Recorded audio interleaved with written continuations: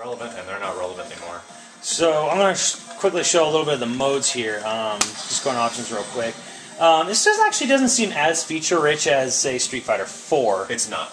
I mean, obviously you have your controller operation mode, which, whatever, lets you select normal, simple. Probably the most unique selection you can make in this option menu, if we go back. Go down to sound. Yeah. And you get this BGM and special effects style sound. And dynamic pretty much is this remixed kind of like special music. I can't even describe it really. As the classic sound is this more classic Street Fighter sounding stuff. This is more like orchestrated in a way. But there's from what I understand, very few tracks that are actually in dynamic. Yeah. And you can actually hear this one change when you switch it to dynamic. Yeah. Yeah, it's much more orchestrated. And if you're in fighting, it's actually much different too. And I keep hearing the same track over and over again. I haven't played too much in dynamic, but I don't think that all the themes are remixed in dynamic as well. And this is kind of cool too, the sound effects, because you can actually go back to the classic Marvel vs. Capcom 2 or before sound effects. Kind of. What's really interesting, and I don't understand exactly why they gave us the option, the dynamic sound only really changes the sound of when you activate hypers and when you punch people or you're blocking attacks. Like when you punch people in dynamic, it sounds like you're punching like a big sack of meat. Yeah. It sounds like that for the majority of characters. However, in Classic, it's more of this refined noise for every character, and I kind of prefer it for the sake of doing combos, because a lot of what I do is timing based and sound based. Yeah. And then there's this unique noise that comes on when you do level 3 hypers or you engage hyper combos in some way, which is like this choir. It's like a and it's really kind of unique and it's cool, and it's not in dynamic. They take it out and they replace it with another sound effect. So, if anything, I would say go with Classic for both of them. Here's a really interesting thing. The character voices, you can switch between Japanese and English one at a time, just like Street Fighter 4, but this only applies to Capcom characters. And that's probably obvious because Marvel doesn't want their characters in Japanese for some reason. I don't know, they're racist. That's just a joke.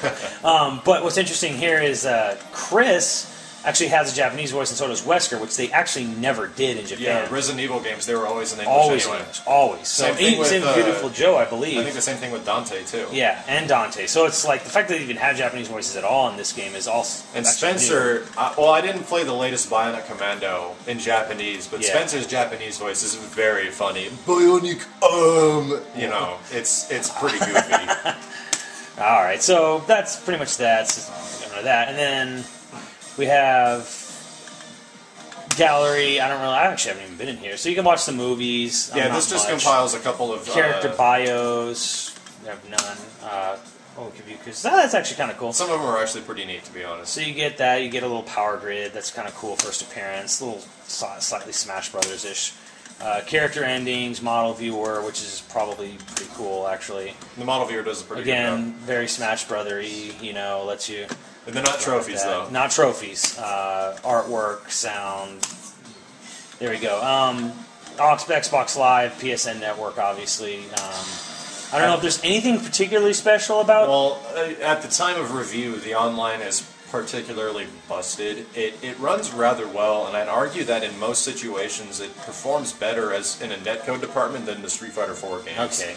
It seems to actually be really solid, but granted, like I tell people when they expect and they ask you about the netcode of the game, you can't fix your crappy internet to make the game run better. If two players of opposition are playing coast to coast and they both have good internet, it's going to run great. It's actually going to run pretty damn good considering you're 2,000 miles away from each other or whatnot. But for the sake as far as options, it's brutally limited. You can't actually pair yourself up with a friend and choose rematch unless you're coincidentally met up in player match. It's a huge oversight, and then they also negated the spectator mode. So if you're in a lobby with 10 friends, you cannot watch them fight. Do you think it might just because there's too much going on in the game? Not at all. It was something that was they mentioned that was omitted for the sake of getting the game out on time. And that's another interesting point, is that they're saying how spectator mode's going to come down the line probably in future DLC. Okay. But the funny thing is that Marvel vs. Capcom 3 is out now, and no one really expected this game to come out so early. Neither did I. That's the crazy thing. And it was announced, I believe, at E3 2010. It was like a year ago. less than a year. And yeah, it was announced in June 2010, and then it's like, here it is. Yeah, like I think Captivate last year is when they first said something, and that was like a CG trailer. That was it. And we got the game in less than a year from that, so that's pretty spectacular. Yeah. All things considered, they're still offering all these DLC characters, but if you think about it, if you'd prefer to get the game early or have like 5 more characters, I think for the majority of us, we prefer to have it early. Yeah, and you can DLC the characters later. But that's the only part when reviewing the game is that not a lot of people understand that the game is kind of bare bones. In that respect. And then here we have mission mode, which is the same as Street Fighter 4. We were talking about this earlier. I still think the major flaw of this game is, in the mission mode, it'll tell you, form a combo using a cancel. Exactly, perfect point here. It'll tell you to do a combo using a cancel. However, there is raw button inputs that are not explained or displayed that you have to input. Because if I see this as a standing light, standing medium, standing light, in heavy, but there's a part where you have to cancel, where it actually requires you to input commands, maybe forward, maybe outside down, whatever. Of a regular button press. Yeah, outside, and it's not actually listed. And with something like this, no problem. You could probably just mash it out. Figure it out real quick. But for the average consumer, there is very few that will be able to get past mission 5 on almost all the characters. You'll be stuck on mission 5, if not like 4, and you won't be able to get very far. Yeah.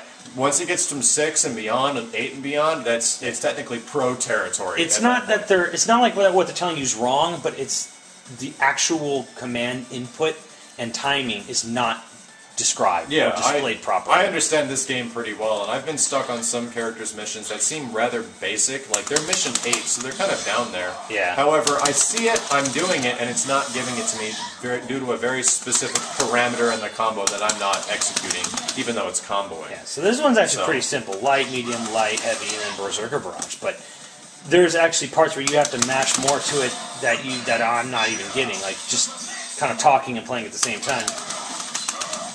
So, and that's another thing that comes to the game is what's a very important factor if you're completely new to this game, if not the Marvel series in general, that the booklet that comes with the game is extremely important. There are factors of this game that reference things that people of the previous Versus games would be familiar with, that if you just came into this, you'd have no idea. Yeah. Things like delayed hyper combos, off the grounds, snapbacks. I can go on. These are never explained in the actual physical game. You would have no idea that even exists until you saw a dude do it to you online. Which is really the only, I think, the biggest flaw, just the sort of... the bare bonesness of the bare bones, and there's sort of like, almost like a spoken language amongst, between someone who knows the series, knows the fighting system very well. It would be extremely, for someone that understands and doesn't understand, it's completely Greek. Yeah. You have no idea. No, but that's the thing, it's a fighting game. Yeah. It's a fighting game. That kind of comes with the territory. That's the basic things. Arcade mode is pretty simple. You just fight, through about 8 rounds, and you fight like Galactus, who's a boss who can't be controlled in any way because he's the size of the screen. No big deal. That's one thing to also mention. They give you reserve units now, where you can choose your team, your pre-selected team from earlier. And if you can choose up to 3 different teams, so that actually saves a lot of time in the long run if you like setting on one team. Right. Small things like that are what they added, but they also neglect a bunch of stuff at the same time. It's kind of a bummer, but at the same time, the quality of like the game itself, when you actually start fighting, is so good that it kind of makes up for it. The game is fun as hell. So let's talk about the actual fighting system as far as buttons go. Now, I believe X mentioned only Adam. You correct me if I'm wrong. It was Street Fighter. It was the exact same. Had the buttons where it was, light, medium, fierce for punches, and then light, medium, fierce for kicks. Light, medium, fierce for kicks. That actually stayed the same all the way until Marvel vs. Capcom 1. Yeah. And then on Marvel vs. Capcom 2, they changed it. It was kind of radical for them to change it at the time. I remember when Marvel 2 came out, and they were like, "Oh my God, what do we do?" Because it went to light punch, heavy punch, light kick, heavy kick. Yeah, and then an assist 1 and assist 2. Assist 1, assist 2 on was the fierce buttons. And that was kind of drastic at the time, but it was you just kind of had to rethink it a little bit. Because Marvel vs. Capcom 2 started the whole thing where you have 3-on-3. Because before, it was